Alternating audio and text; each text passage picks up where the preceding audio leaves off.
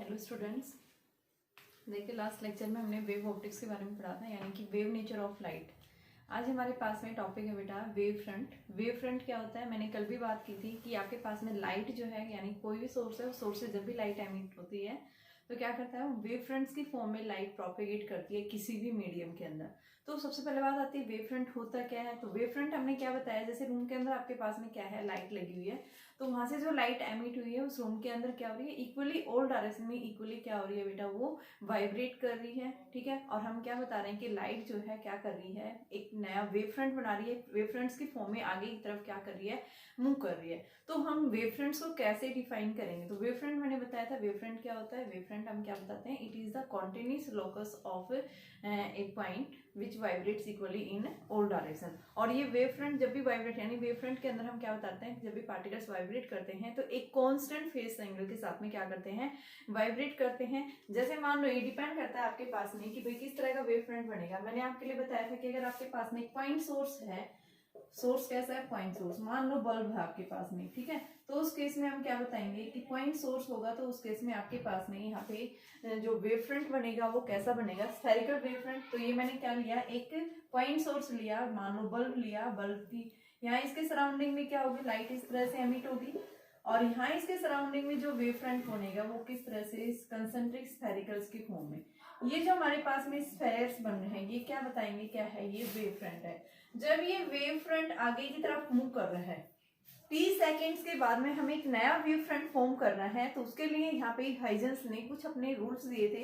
Huygens के rules क्या थे वो हम 1 बाय 1 पढ़ेंगे, लेकिन सबसे पहले हम देखते हैं कि आपके पास में जब भी कोई लाइट का सोर्स किस तरह का होगा, कैसा वो वेव फ्रंट फॉर्म करेगा, तो डिपेंड करता है कि लाइट का सोर्स कैसा है। तो आपको सबसे पहले अपने माइंड के अंदर रखना है ये बातें कि अगर आपके पास में सोर्स कैसा है, पॉइंट है, तो आप क्या बताएंगे, कैसा वेव फ्रंट फॉर्म होगा, स्फेरिकल। दूसरा अगर हम बात करते हैं कैसा है आपके पास में, स्लिट की फॉर्म में है, ठीक है, तो इस स्लिट की फॉर्म में यानी लॉन्ग रोड की फॉर्म में है, तो उस केस में हम कैसा बताएंगे, सिलेंड्रिकल फॉर्म बताएंगे। जैसे मान लो आपके रूम के अंदर क्या लगी हुई है, ट्यूबलाइट लगी हुई है, तो ट्यूबलाइट से जो लाइट एमिट होगी वहां से क्या करेगी, लाइट से वेव फ्रंट आगे की तरफ मूव करेगा, तो बेटा वहां पे जो आपके पास में वेव फ्रंट बनेगा वो किस तरह का वेव फ्रंट बनेगा, एक सिलेंड्रिकल वेव फ्रंट बनेगा।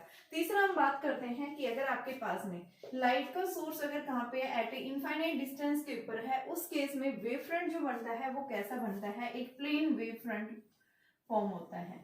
कैसा वेव फ्रंट फॉर्म होगा, प्लेन वेव फ्रंट। मान लो आपके पास यहाँ एक सोर्स रखा होता है, इनफाइनाइट डिस्टेंस के ऊपर है, तो यहाँ से रे ऑफ लाइट कैसे जाएंगी, पैरेलल जाएंगी। भाई यहाँ से रे ऑफ लाइट निकलेंगे, लास्ट तक आगे आगे जाते जाते क्या लाइट आ जाएंगी, पैरेलल हो जाएंगी। तो यहाँ पे हम क्या बताएंगे कि जो आपके पास में वेव फ्रंट बनेगा कैसा बनेगा, प्लेन्स की फॉर्म में वेव फ्रंट होगा। ठीक है, तो प्लेन वेव फ्रंट कब बनता है, जब हमारा सोर्स कहाँ पे है, एट ए लार्ज डिस्टेंस के ऊपर है। सिलेंड्रिकल वेव फ्रंट कब बनता है, जब आपका सोर्स कैसा है, स्लिट शेप के अंदर है। और तीसरा स्फेरिकल वेव फ्रंट जो बनता है वो कब फॉर्म होता है, जब आपके पास में सोर्स कैसा है, एक पॉइंट सोर्स है। ठीक है, तीसरा हम बात करते हैं कि अगर आपके पास में मान लो रे ऑफ लाइट, यानी कि आपके पास में एक ऑब्जेक्ट जो है वो कहाँ पे लाई कर रहा है बेटा, मान लो इनफाइनाइट डिस्टेंस के ऊपर है कोई एक सोर्स, तो उस केस में आपके पास लाइट इस तरह से जाएंगी, रे ऑफ लाइट इस तरह से हम बता रहे हैं पैरेलल आ रही हैं, लार्ज डिस्टेंस से, इनफाइनाइट डिस्टेंस से। तो यहाँ पे अगर हमने क्या रख दिया, एक लेंस प्लेस कर देते हैं इसके सामने, ठीक है, तो यहाँ पे आपके पास में जो वेव फ्रंट बनेगा, यानी कि जो रे ऑफ लाइट जो बनेगी वो कन्वर्जिंग आपके पास में, कन्वर्ज कब होंगी या डाइवर्ज कब होती है, डाइवर्जिंग एंड कन्वर्जिंग। हमें क्या देखना है कि जब भी आपके पास में एट ए लार्ज डिस्टेंस के ऊपर क्या रखा हुआ बेटा, कोई भी सोर्स रखा हुआ है, तो उस केस में हम क्या बताएंगे, आपके पास में कन्वर्जिंग जो है स्फेरिकल वेव फ्रंट कब फॉर्म होगा।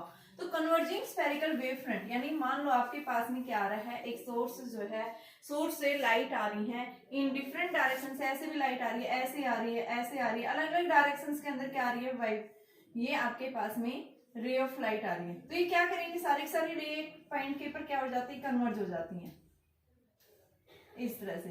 यानी यहाँ पे जो वेव फ्रंट बनेगा इस तरह से, जब भी आपके पास में कन्वर्ज करेगा एक स्फेरिकल वेव फ्रंट, एक पॉइंट के ऊपर क्या हो जाता है, कन्वर्ज हो जाता है। कैसे कन्वर्ज होगा, जब भी आपके पास क्या बताएंगे कि हमारे पास में रे ऑफ लाइट जो है वो कहाँ पे आ रही है, एट, जब ये क्या कर रही है, एक पॉइंट के ऊपर कन्वर्ज हो रही है इस तरह से।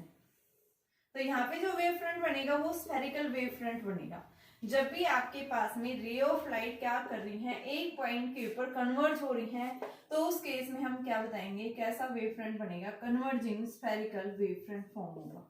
और अगर ये क्या कर रही है, डाइवर्ज करती हैं, उस केस में हम क्या बताएंगे, मान लो एक पॉइंट है और ये डाइवर्ज कब करती हैं, जब आपके पास में सोर्स कहाँ रखा हुआ है, फोकस के ऊपर रखा हुआ है, तो उस केस में रे ऑफ लाइट आपके पास इस तरह से क्या कर जाती है, डाइवर्ज कर जाती है अलग अलग डायरेक्शंस में। तो यहाँ पे भी आपके पास में वेव फ्रंट जो बनेगा वो कैसा बनेगा, स्फेरिकल वेव फ्रंट। और याद रखना हमेशा जो वेव फ्रंट होगा वो क्या करेगा, रे ऑफ लाइट के हमेशा परपेंडिकुलर होता है। ठीक है बेटा, कल ये रूल्स हमने देखे थे कि आपके पास में जब भी कोई रे ऑफ लाइट के ऊपर अगर आप वेव फ्रंट ड्रॉ करते हैं तो वो वेव फ्रंट हमेशा क्या होगा, रे के नॉर्मल होगा। तो ये था हमारे पास में वेव फ्रंट कैसे फॉर्म होता है। अब हाइजेंस प्रिंसिपल के अकॉर्डिंग हमारे पास में क्या रूल्स हैं, what are the rules for the Huygens principle. तो हाइजेंस प्रिंसिपल के लिए मेनली आपने 3 पॉइंट्स याद रखने हैं।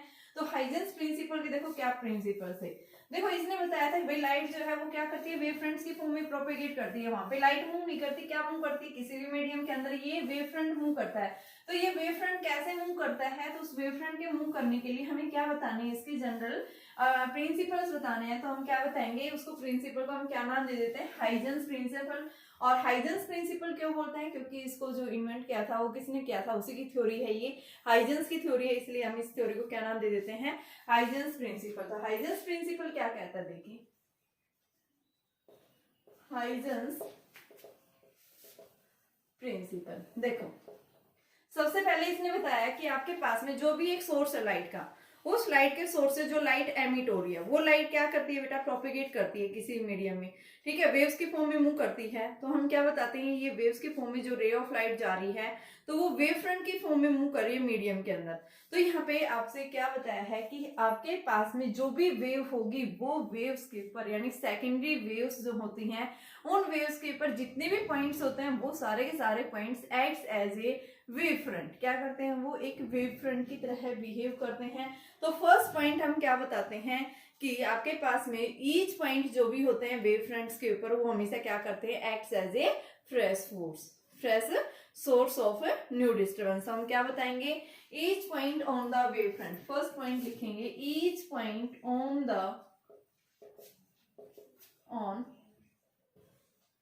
Wave front acts as a secondary source। किस तरह से बिहेव कर रहे हैं, वो एक सेकेंडरी सोर्स की तरह बिहेव कर रहे हैं। और ये सेकेंडरी सोर्स ऑफ जो है ये क्या कहलाते हैं, secondary source of new disturbance is known as new disturbance is known as wavelets.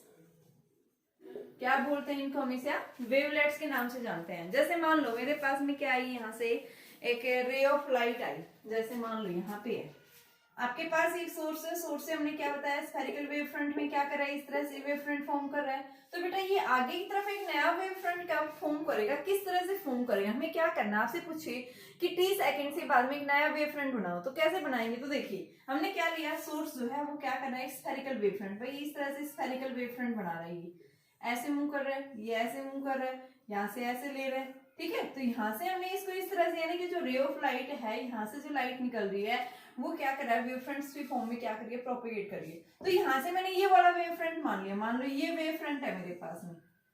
ठीक है, इस वेव फ्रंट के ऊपर जितने भी पॉइंट्स होंगे, ये पॉइंट मान लो, एक पॉइंट ये मान लिया, तीसरा पॉइंट ये मान लिया, चौथा ये मान लिया, यानी इस तरह से जितने भी पॉइंट्स होंगे इस वेव फ्रंट के ऊपर, ये क्या है, यहाँ पे सेकेंडरी सोर्स, यानी कि आप क्या बताएंगे, ये एक नए क्या है, ये वेवलेट्स फॉर्म हो गए। यानी कि जितने भी पॉइंट्स है, each point on a wave fronts acts as a क्या बताएंगे कि सेकेंडरी वेव्स की तरह बिहेव करेंगे। ये क्या कहलाते हैं कि क्या है, ये वेवलेट्स है। और ये वेवलेट्स क्या करते हैं, यहाँ पे रेस्ट में नहीं रहते, वेवलेट्स क्या करते हैं, आगे की तरफ मूव करेंगे। कैसे मूव करेंगे, लाइट की स्पीड से।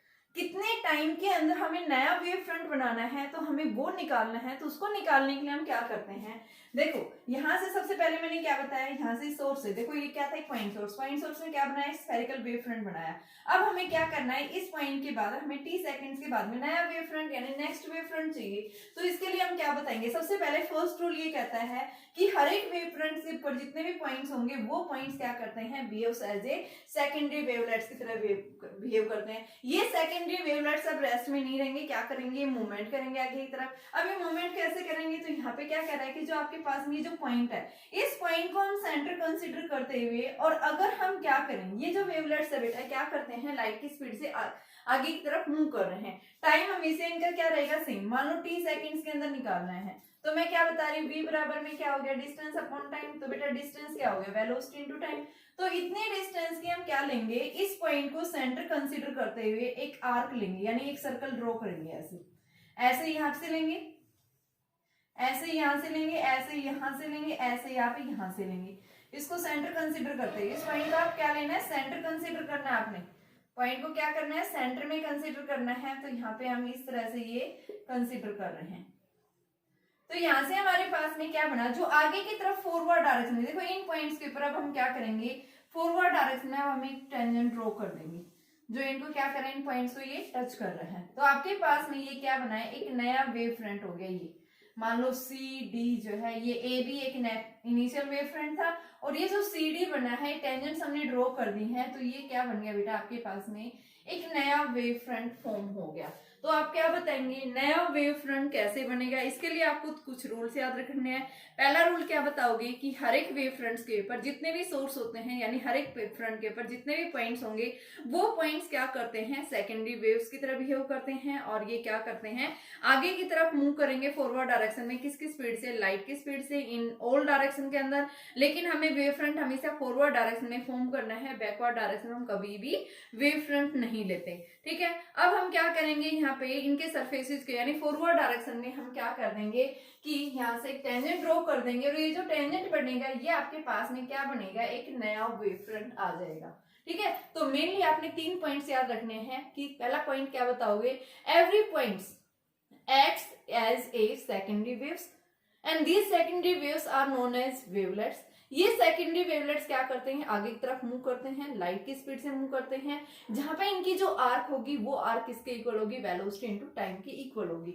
इस इक्वल आर्क की लेंथ को हम क्या करते हैं, यहाँ से एक इन पॉइंट्स को सेंटर कंसीडर करते हुए हम आर्क ड्रॉ करते हैं और एक नया वेव फ्रंट फॉर्म करते हैं। तो ये हमें क्या देगा बेटा, एक नया वेव फ्रंट देगा। ठीक है, तो यहाँ से हमने टेंजेंट ड्रॉ कर दिए हैं। तो हम क्या बताते हैं, ये 3 पॉइंट्स होते हैं आपके पास में, किसकी बेटा, ये हाइजेंस प्रिंसिपल के। तो यहाँ पे हम क्या बताएंगे, फर्स्ट पॉइंट मैंने बता दिया है। सेकंड पॉइंट में क्या बताऊंगी, ये सेकेंडरी वेवलेट्स जो होती हैं क्या करती हैं, ऑल डायरेक्शन में सेपरेट हो जाती हैं। तो आप क्या लिखेंगे, second point, each wavelets separate out in all direction with the speed of light। क्या करते हैं, ये वेवलेट सेपरेट हो जाते हैं, फैल जाते हैं लाइट की स्पीड से, ऑल डायरेक्शन में क्या करते हैं, ये मूव करते हैं। ठीक है बेटा, तीसरा हम क्या बताएंगे, यहाँ से अगर हम क्या करते हैं, टेंजेंट ड्रॉ करते हैं। अगर हम new tangents, if we draw the new tangents in the forward directions, we draw the new tangents in forward direction, then we get new wavefront। क्या लेंगे, हम एक नया वेव फ्रंट लेंगे। तो ये हमारे पास में क्या है बेटा, आपके पास में ये हाइजेंस प्रिंसिपल है। वेरी इंपॉर्टेंट है, क्योंकि हमने हाइजेंस प्रिंसिपल की थ्योरी को यूज करके ही क्या दिखाना है, रिफ्लेक्शन दिखाना है। हमने हाइजेंस प्रिंसिपल की थ्योरी को यूज करके ही क्या दिखाना है, रिफ्लेक्शन दिखाना है। हम दोनों फिनोमिना देखेंगे। तो आप सबसे पहले अगर आपको क्या आ जाता है बेटा, यहाँ पे हाइजेंस प्रिंसिपल अगर आपको समझ में आ जाता है तो आगे कोई दिक्कत नहीं है। देखो इसके अंदर कुछ बातें आपको कुछ ध्यान नहीं रखना है, सिर्फ आपने इसके रूल्स याद रखिए। देखो मैंने क्या बताया है, यहाँ से आपने क्या लिया, एक सोर्स लिया, सोर्स से क्या हुई, लाइट एमिट हुई। लाइट क्या करी, इक्वली ऑल डायरेक्शन में वाइब्रेट करी है। लाइट हमेशा क्या करती है, वेव फ्रंट की फॉर्म में आगे की तरफ मूव करती है। तो हमने क्या बताया, हमने एक सोर्स लिया, पॉइंट सोर्स, ये सोर्स क्या करे, एक स्फेरिकल वेव फ्रंट फॉर्म कर रहा है। अब मैंने क्या बताया, मान लो ये एक स्फेरिकल वेव फ्रंट, दूसरा ये, तो इस स्फेरिकल वेव फ्रंट्स के ऊपर जितने भी पॉइंट्स होंगे वो क्या करेंगे, एक वेवलेट्स की तरह बिहेव करेंगे, एक सेकेंडरी वेव्स की तरह बिहेव करेंगे, और इन सेकेंडरी वेव्स को हम क्या बोलते हैं, क्या है वो, वेवलेट्स है। ये वेवलेट्स अब यहाँ पे रुकेंगे नहीं, रेस्ट में नहीं रहेंगे, क्या करेंगे, आगे की तरफ मूव करेंगे। और आगे की तरफ मूव किस कारण से करते हैं, क्योंकि इनके पास जो स्पीड होती है वो लाइट की स्पीड के इक्वल होती है। तो t सेकेंड्स के अंदर ये फिर से अपना एक नया वेव फ्रंट बनाएंगे। तो हमें उस नए वेव फ्रंट को देखना है, तो उसको देखने के लिए मैंने क्या लिया, ये मैंने ए बी एक इनिशियल वेव फ्रंट लिया। इस इनिशियल वेव फ्रंट के ऊपर जितने भी पॉइंट्स थे वो सारे पॉइंट्स क्या कर रहे हैं, acts as a new source. ये क्या करेंगे, न्यू सोर्स, जिनको हम क्या बोल रहे हैं, वेवलेट्स बोल रहे हैं। ये वेवलेट्स क्या करेंगे, लाइट की स्पीड से इन टाइम t सेकंड में क्या करेंगे, आगे की तरफ मूव करेंगे, एक आर्क लेंगे, उस आर्क की जो लेंथ होगी वो किसके इक्वल होगी, v इंटू में t के इक्वल। v किसके इक्वल है, यहाँ लाइट की स्पीड के इक्वल। तो यहाँ पे हम क्या लिख सकते हैं, आर्क की जो लेंथ होगी वो क्या होगी, c इंटू में t। तो इतनी आर्क की लेंथ लेते हुए हम क्या करते हैं, फॉरवर्ड डायरेक्शन में एक आर्क लेते हैं, एक सर्कुलर आर्क लेते हैं, और यहाँ से अगर हम टेंजेंट्स ड्रॉ कर देते हैं तो हमारे पास में ये जो सी डी जो बनता है, एक टेंजेंट, एक नया टेंजेंट ड्रॉ होता है। और ये जो नया टेंजेंट बना है, ये नया टेंजेंट हमें क्या देगा, एक नया वेव फ्रंट देगा। ठीक है बेटा, तो इस तरह से लाइट क्या करती है, आगे की तरफ प्रोपेगेट कर रही है इन द फॉरवर्ड डायरेक्शन। देखो बैकवर्ड डायरेक्शन में भी आपको मिल रहा है, लेकिन बैकवर्ड डायरेक्शन में लाइट कभी प्रोपेगेट नहीं करती है।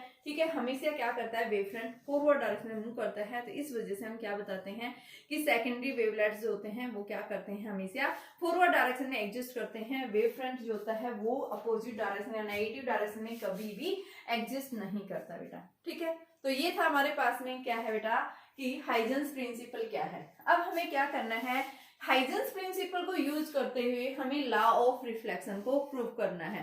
ठीक है, तो अभी नेक्स्ट टॉपिक है, वेरी इंपॉर्टेंट है, कि reflection theory on the basis of wave theory के बेस पे आप रिफ्लेक्शन थ्योरी को कैसे, कि भाई वेव्स जो हैं वो रिफ्लेक्शन की प्रॉपर्टी को भी शो करती हैं, तो उसको आप कैसे प्रूव करेंगे, तो हमें ये दिखाना है। तो नेक्स्ट टॉपिक आता है reflection theory on the basis of wave front.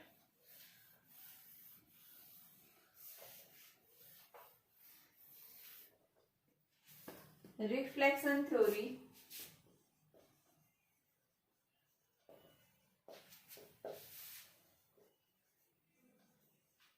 Of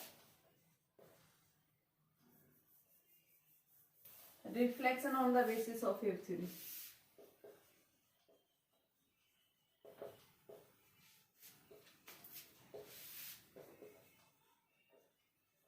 wave theory के बेस के ऊपर हमें क्या दिखाना है, रिफ्लेक्शन थ्योरी को देखना है, reflection on the basis of wave theory. तो इसको हम कैसे लेंगे, इसके लिए हम सबसे पहले क्या लेते हैं, एक प्लेन वेव फ्रंट लेते हैं। कैसे लेंगे, सबसे पहले मान लो मैंने क्या लिया, एक सरफेस लिया, ये मैंने क्या लिया, एक रिफ्लेक्टिंग सरफेस कंसीडर कर लिया, जिसको हम क्या नाम दे रहे हैं बेटा, इसको मैंने नाम दिया, यानी एम डैश हमने क्या माना, एक इंसिडेंट, मान लो एक आपने क्या माना है, रिफ्लेक्टिंग सरफेस कंसीडर किया है। और इस रिफ्लेक्टिंग सरफेस के ऊपर क्या हो रही है, ray of light, incident ray of light fall कर रही है। एक रे ऑफ लाइट ये आ गई, दूसरी रे ऑफ लाइट ये फॉल कर रही है। ठीक है, अब इस इंसिडेंट वेव फ्रंट के ऊपर हम क्या लेते हैं, एक जो है परपेंडिकुलर डायरेक्शन में हम वेव फ्रंट लेते हैं। अभी मैंने बताया था कि हमेशा वेव फ्रंट जो होता है रे ऑफ लाइट के परपेंडिकुलर होगा, तो ये एंगल क्या बनाएगा, 90 डिग्री बनाएगा। तो हम क्या मान रहे हैं इसको, ए बी इज द, यानी कि क्या है हमारे पास में एक इंसिडेंट वेव फ्रंट है। क्या है बेटा, ये एक इंसिडेंट वेव फ्रंट है जो हम कहाँ पे ले रहे हैं, इंसिडेंट रे के ऊपर। ये रे ऑफ लाइट आ रही है, ठीक है, ये रे ऑफ लाइट जब आपकी सरफेस के ऊपर फॉल कर रही है, तो हमने यहाँ से क्या किया, देखो अभी हमने क्या बताया था कि जितने भी पॉइंट्स होते हैं वेव फ्रंट के ऊपर, जो भी आपके पास वेव फ्रंट बन रहा है, उस वेव फ्रंट के ऊपर जितने भी पॉइंट्स हैं वो एक्ट्स एज ए वेवलेट। क्या करेंगे, वो एक वेवलेट की तरह बिहेव करेंगे। और ये वेवलेट्स क्या करते हैं, टी सेकंड्स के अंदर आगे की डायरेक्शन में क्या करेंगे बेटा, प्रोपेगेट करेंगे। किसकी स्पीड से, लाइट की स्पीड से। तो यहाँ जो ये आर्क लेंगे, यानी इन पॉइंट्स को हम सेंटर कंसीडर करते हुए हम क्या लेते हैं, c इंटू टी डिस्टेंस की हम एक आर्क लेंगे। ठीक है, और वो आर्क देखो, सबसे पहले मैंने इस पॉइंट को कंसीडर किया सेंटर, और यहाँ से मैंने क्या किया, एक आर्क ली। मान लो इस पॉइंट के ऊपर मैंने ये आर्क ले ली। ठीक है, अब मैंने यहाँ से इस पॉइंट को कंसीडर किया, तो यहाँ से मैंने क्या ली, एक आर्क ली। यानी जो आपके पास में जो सेकंड लाइन बन रही है इस पॉइंट के ऊपर भी हम क्या लेंगे, एक आर्क लेंगे। तो ये मेरे पास में आर्क बन गई। अब मैं इन दोनों पॉइंट्स को क्या करूंगी, यहाँ से ड्रॉ कर दूंगी, ठीक है। तो यहाँ से मेरे पास में क्या बनेगा, देखिए इस तरह से आपके पास में ये जो बना है ये क्या बन गया हमारे पास में, ये जो पॉइंट है ये हम क्या लिखेंगे, ये सी, और ये क्या बन गया, D. C D is the secondary, आपके पास में क्या बन गया, एक नया वेव फ्रंट यानी रिफ्लेक्टेड वेव फ्रंट बन गया, ठीक है। सी डी क्या बन गया हमारे पास, क्या है ये जो है डिस्टेंस आपने x बराबर v इंटू टी, ये भी v इंटू टी की बी सी। तो यहां से हम लिख सकते हैं बी सी की लेंथ जो है वो क्या है, v इंटू टी के इक्वल है, और आपके पास ए डी जो है वो भी क्या है, v इंटू टी के इक्वल है, लिख सकते हैं, ठीक है। और हमारे पास जो सी डी है, C D is the new wave front, क्या है बेटा, ये न्यू वेव फ्रंट है ऑफ द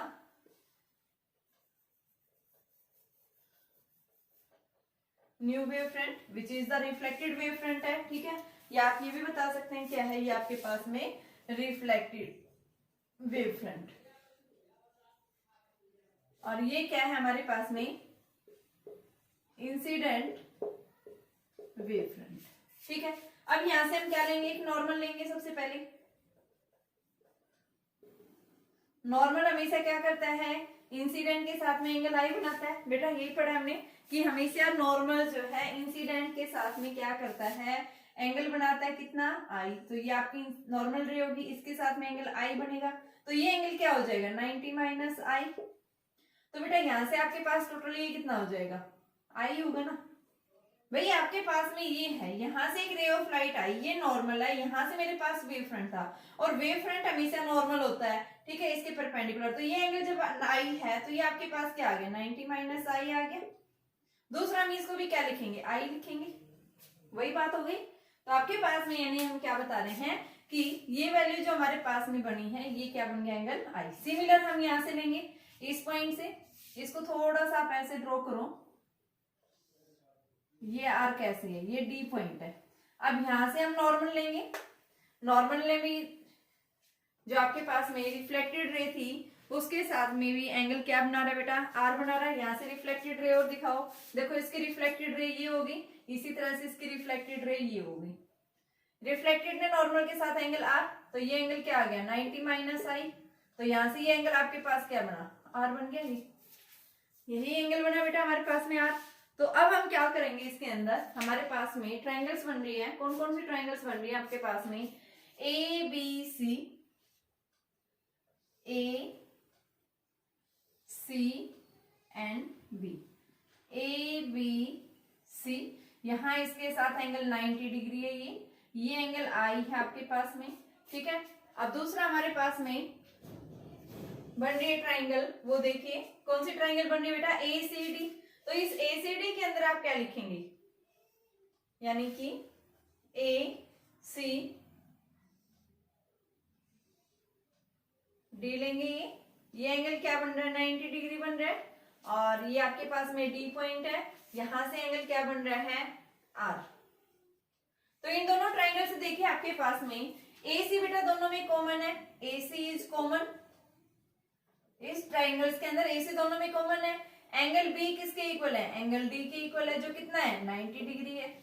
देख रहे हैं आप यहाँ से भाई आपके पास में दोनों ट्राइंगल्स के अंदर क्या आ रहा है, यहाँ से ये जो वैल्यू आ रही है ए से सी दोनों कॉमन है, कॉमन साइड हो गई है, एंगल कॉमन हो गया। तीसरा यहाँ से ए से बी जो है, देखो यहाँ से बी से सी जितना लिया है ये बी से सी वीटी के इक्वल है। सिमिलर यहाँ से आपके पास में ए से डी, ये भी कितना है आपके पास में, बी से सी तो आर्क ली थी, ये कितना है, वीटी। तो यहाँ से हम क्या लिख सकते हैं कि ए बी बराबर ए डी, वो किसके इक्वल है, वीटी। तो ये आपके पास में प्रॉपर्टी किसकी है, एक जो है कॉन्ग्रुएंट ट्रायंगल्स की प्रॉपर्टी होती है, यानी हमारे पास में ये इनकी साइड भी सेम आ रही है, भाई एंगल भी सेम है, यहाँ पे एक कॉमन साइड कॉमन है, साथ में एंगल कॉमन है, और साथ में डिस्टेंस भी कॉमन है इनकी value.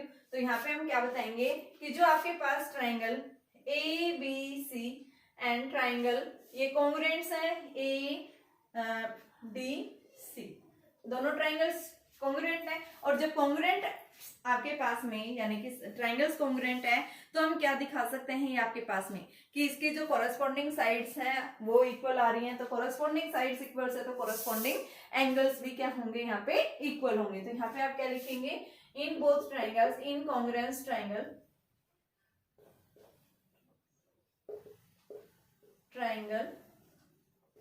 corresponding sides are equal। सो अगर कोरोस्पॉन्डिंग साइड्स यहाँ पे आपके पास में इक्वल्स आ रही हैं तो ये बेटा कोरोस्पॉन्डिंग इक्वल्स एंगल्स भी क्या होंगे, इक्वल होंगे। So corresponding angles are also equal. तो हम क्या लिख सकते हैं, एंगल आई किसके इक्वल हो गया, एंगल आर। तो रिफ्लेक्शन में क्या होता है, आई बराबर आर ही होता है। जब आई और आर जब इक्वल हो जाएंगे तो उस केस में हम क्या बताते हैं, रिफ्लेक्शन। रिफ्लेक्शन में हमने यही पढ़ा था, एक बार देखिए इसको मैं फिर से बता रही हूँ। हमने क्या किया था, यहाँ से सिंपल से वही आइजेंस प्रिंसिपल लिया है। देखो मैंने क्या लिया, इंसिडेंट रेज ली, एक सरफेस के ऊपर आके फोल्ड कर लिया। अब इंसिडेंट रे के बिल्कुल परपेंडिकुलर क्या लिया हमने, एक इंसिडेंट वेव फ्रंट। मैंने क्या मान लिया, ए बी इज एक इंसिडेंट वेव फ्रंट है। अब इंसिडेंट वेव फ्रंट के ऊपर बेटा जितने भी पॉइंट्स होंगे वो पॉइंट्स क्या करेंगे, एक सेकेंडरी वेवलेट्स की तरह बिहेव करेंगे। ठीक है, इन सेकेंडरी यानी बी पॉइंट को हमने क्या लिया, एक पॉइंट कंसिडर करते हुए बी इंटू टी डिस्टेंस की हमने क्या ली, एक आर्क ली इसके ऊपर। ठीक है, सिमिलर इस पॉइंट के ऊपर हमने क्या ली, सेम डिस्टेंस की v इंटू टी डिस्टेंस के आर्क यहाँ से ली। तो हमारे पास में क्या हुआ, CD जो है एक नया वेव फ्रंट फॉर्म हुआ। और ये जो CD नया वेव फ्रंट है ये क्या है, AB का रिफ्लेक्टेड वेव फ्रंट है। ठीक है, अब हमें क्या करना है, हमने क्या देखा कि आपके पास में AC दोनों के अंदर कॉमन है, एंगल B एंगल D के बराबर है। ठीक है, और साथ में हम क्या देख रहे हैं, यहाँ से AC भी कॉमन है। तो यानी हमारी ट्राइंगल्स कैसी होगी, कॉन्ग्रुएंस ट्राइंगल होगी। और बेटा कॉन्ग्रुएंस ट्राइंगल में जब आपके पास में क्या हो जाती है, एंगल्स इक्वल है यानी कोरस्पॉन्डिंग साइड्स अगर इक्वल है तो कोरस्पॉन्डिंग एंगल्स भी इक्वल होंगे। तो यानी कि आप क्या बता सकते हैं कि एंगल्स जो अपोजिट होंगे वो भी क्या होंगे, इक्वल साइड्स के अपोजिट एंगल्स भी क्या होंगे, यहाँ पे इक्वल आएंगे। आपके पास में इक्वल साइड्स हैं तो इनके अपोजिट एंगल्स, ये ए पे बन रहा है, ये सी पे बन रहा है। तो यानी कि क्या कह रहा है कि आपके पास में इक्वल साइड्स के ऊपर अपोजिट एंगल्स होंगे वो हमेशा क्या होते हैं, बराबर होते हैं। तो इस वजह से हम क्या लेंगे, एंगल आई बराबर में एंगल आर। तो आप यहां लिख सकते हैं equal sides have opposite angles are equal,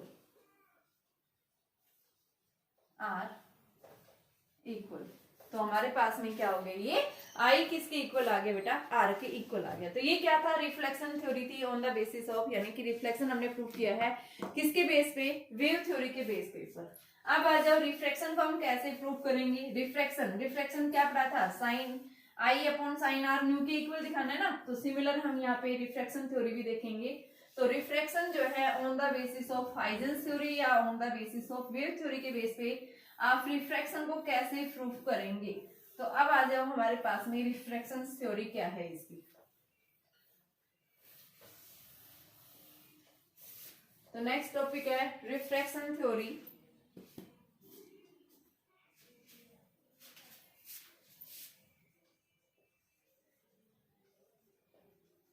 reflections on the basis of wave theory. Reflection को अब हमें प्रूव करना है। तो रिफ्लेक्शन के लिए यहाँ पे आपके पास दो मीडियम्स होंगे, एक मीडियम होगा रेयर मीडियम, दूसरा मीडियम होगा आपके पास में डेंसर मीडियम। ठीक है, तो हम बात करेंगे रेयर और डेंसर मीडियम की बात करेंगे। तो यहाँ से देखिए हमने क्या लिया, मान लो आपके पास में दो मीडियम्स है, ये क्या है डेंसर मीडियम, यहाँ पे क्या है रेयर मीडियम। ठीक है बेटा, हमने क्या लिया है, रेयर मीडियम और डेंसर मीडियम। रेयर मीडियम में मैंने रिफ्लेक्टिव इंडेक्स न्यू1 जो एयर है यहाँ पे 1 ले रखा है, एयर है, यहाँ पे कोई भी मीडियम है, ये मीडियम के लिए मैंने न्यू लिया। सबसे पहले यहाँ पे क्या हुआ, कोई भी एक रे ऑफ लाइट आके फॉल हुई, क्या हो रही है यहाँ पे, कोई भी एक इंसिडेंट रे ऑफ लाइट आके क्या कर रही है, फॉल कर रही है इस तरह से। यहाँ पे हम क्या लेंगे, एक इंसिडेंट वेव फ्रंट लेंगे सबसे पहले। तो इस पॉइंट के ऊपर मैंने एक इंसिडेंट वेव फ्रंट लिया, ये मेरे पास में ए बी क्या हो गया, एक इंसिडेंट वेव फ्रंट। अब ये इंसिडेंट वेव फ्रंट, यहाँ पे बेटा देखो इस मीडियम में लाइट के अंदर हम क्या बताते हैं, जब भी कोई रे ऑफ लाइट एयर के अंदर प्रोपेगेट करती है, लाइट की स्पीड क्या होती है, मैक्सिमम होती है, और जैसे ही दूसरे मीडियम में जाती है लाइट की स्पीड क्या हो जाती है, कम हो जाती है। तो यहाँ पे इस मीडियम के अंदर जाते ही लाइट की स्पीड क्या हो जाएगी, डिक्रीज हो जाएगी। ठीक है, यहाँ पे मैक्सिमम स्पीड है लाइट की, यहाँ पे लाइट की स्पीड क्या है, मिनिमम है। तो यहाँ इस केस में हम क्या बताएंगे, लाइट की स्पीड क्या होगी, डिक्रीज होगी है, बट एयर के अंदर लाइट की स्पीड मैक्सिमम है। तो यहाँ पे हमें देखना है कि क्या इनकी जो आर्क ले रहे हैं हम यहाँ से, कि प्लेन वेव फ्रंट जो था, इंसिडेंट वेव फ्रंट था, इंसिडेंट वेव फ्रंट्स के ऊपर जितने भी पॉइंट्स हैं वो क्या कर रहे हैं बेटा, एक्स एज ए क्या कर रहे हैं, वो एक न्यू सोर्स की तरह बिहेव कर रहे हैं, एक न्यू वेव्स की तरह बिहेव कर रहे हैं, और वेवलेट्स के फॉर्म में क्या करते हैं, आगे की तरफ मूव करते हैं। ठीक है, जहां पे ये आर्क लेते हैं कितनी डिस्टेंस की, c इंटू टी डिस्टेंस की क्या ले रहे हैं बेटा, आर्क लेते हैं। लेकिन यहाँ पे क्या होगा, जब भी रिफ्लेक्शन हो रहा है तो यहाँ पे तो ठीक है c इंटू टी आ जाएगा, v इंटू टी, लेकिन यहाँ पे इस मीडियम के अंदर लाइट की स्पीड क्या होगी, कम होगी। लाइट की स्पीड कम होगी तो डिस्टेंस भी क्या होगी, कम। तो एक स्मॉल आर्क लेंथ की क्या ले गई, यानी एक स्मॉल डिस्टेंस की आर्क होगी यहाँ पे। जितनी आर्क की लेंथ यहाँ इस मीडियम में थी उतनी आर्क यहाँ पे नहीं होगी। क्यों, क्योंकि लाइट की स्पीड क्या होगी, डिक्रीज होगी, और लाइट की स्पीड डिक्रीज होने की वजह से जो आर्क की जो लेंथ है वो भी क्या हो जाएगी बेटा, रिड्यूस हो जाएगी। तो सबसे पहले हमने यहाँ से क्या लिया, बी पॉइंट को कंसीडर करते हुए, यानी कि सोर्स बी पॉइंट को हमने सेंटर कंसीडर करते हुए हमने v क्रॉस टी डिस्टेंस की, v1 मान लो, v1 क्रॉस टी डिस्टेंस की एक आर्क ली, यहाँ से हमारे पास ये आ गई डिस्टेंस। अब हम इस पॉइंट को लेंगे तो यहाँ से हमारे पास में ये वैल्यू ये आ गई। अब हम क्या करेंगे, दोनों से इन दोनों पॉइंट्स का हम टेंजेंट ड्रॉ करेंगे, तो ये टेंजेंट आ गया।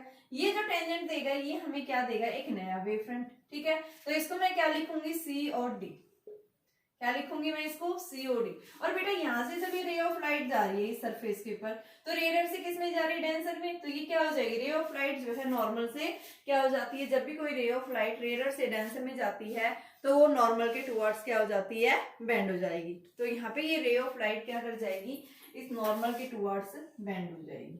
ठीक है, तो यहाँ से हमारे पास रिफ्लेक्टेड रे हो गया, और इसकी देखो यहाँ से ये जो सीडी जो बना है ये हमारे पास में क्या है, एक रिफ्रैक्टेड वेव फ्रंट। क्या लिखेंगे इसको, क्या है ये, रिफ्रैक्टेड वेव फ्रंट। इस रिफ्रैक्टेड वेव फ्रंट की ए से डी तक की डिस्टेंस जो है वो किसके इक्वल है, v2 इंटू में t। ये एंगल क्या बनाएगा, I बनाएगा, ये एंगल क्या बनाएगा, R बनाएगा। ठीक है, और आपके पास में इधर क्या था, जब ये रे ऑफ लाइट आके फॉल करी थी तो ये दूसरे मीडियम में जा रहा है, तो यहाँ पे आप क्या लिखेंगे, R के इक्वल लिखेंगे। ठीक है, तो ये हमारे पास में क्या आया, रिफ्लेक्शन। अब हमें इसको क्या करना है, प्रूफ करके दिखाना है। तो आपके पास में देखो ये एंगल I बन रहा है, तो ये एंगल क्या होगा, 90 माइनस I, ये एंगल क्या बनेगा, I बनेगा। हमें क्या दिखाना है, यहाँ पे स्नेल्स लॉ लगाएंगे। ठीक है, तो स्नेल्स लॉ आपके पास में दो ट्रायंगल्स बन रही है, एक ट्रायंगल बन रही है कौन सी बेटा, ABC बन रही है। ठीक है, और दूसरी ट्रायंगल मेरे पास कौन सी बन रही है, ADC। दोनों के अंदर मैं क्या करूं, एक में साइन आई लगा दूं, एक में साइन आर लगा दूं। ठीक है, तो साइन आई लगाएंगे तो आपके पास में साइन आई क्या होगा, परपेंडिकुलर अपॉन में हाइपोटेनस। ठीक है, तो यहां से हम क्या करेंगे, इन द ट्रायंगल ABC, तो आपके पास में साइन आई जो बनेगा परपेंडिकुलर, ये आपके पास में क्या है, वेव फ्रंट था, वेव फ्रंट इसके परपेंडिकुलर था, यानी बीसी हम क्या लेंगे, परपेंडिकुलर। हाइपोटेनस क्या है, AC। ठीक है, दूसरा हम क्या लेंगे, in triangle ADC sine r. Sine r क्या होगा, परपेंडिकुलर, परपेंडिकुलर आपके पास में क्या है, ये जो परपेंडिकुलर बन रहा है, तो यहाँ पे हम क्या लेंगे, AD अपॉन में AC। तो यहाँ से आपके पास में क्या बनेगा, AD अपॉन AC। दोनों को डिवाइड करो, sine i upon sine r क्या बनेगा बेटा, BC अपॉन AC इंटू में AD अपॉन AC। AC से AC cancel, BC upon AD, sine i upon में साइन आर। B से C किसके इक्वल है, V1T, तो यहाँ पे हम क्या लिख देंगे, V1T, और A से D कितना है, V2T। T से T कैंसिल, तो sine i upon sine r किसके इक्वल आ गया, V1 बाई V2 के इक्वल आ गया। और V1 बाई V2 यानी कि बेटा रिफ्लेक्टिव इंडेक्स क्या होता है, mu is equal to C by V। तो यहाँ रेयर मीडियम में V1 स्पीड है, तो इसको हम क्या लिख सकते हैं, न्यू1 लिख सकते हैं। ठीक है, न्यू। तो यहाँ पे आपके पास में क्या आ गया, sine i upon sine r is equal to mu लिख सकते हैं, और न्यू किसके इक्वल है, V1 अपॉन V2। यानी ये हमारे पास में क्या आ गया, स्नेल्स लॉ आ गया। और स्नेल्स लॉ अगर आ जाता है तो इसका मतलब क्या है, आपके पास में स्नेल्स लॉ किसको प्रूव करता है, रिफ्रैक्शन को। ठीक है, तो हमने वेव थ्योरी के बेस पे क्या प्रूव कर दिया बेटा, रिफ्रैक्शन थ्योरी को हमने प्रूव कर दिया। रिफ्रैक्शन थ्योरी यही कहती है जब भी आपके पास में क्या है, किसी भी सरफेस के ऊपर जब भी क्या कर रही है, कोई भी रे ऑफ लाइट आके फॉल कर रही है तो एक मीडियम से दूसरे मीडियम में जा रही है, तो वहां पे रिफ्रैक्शन थ्योरी आप कैसे प्रूव करेंगे।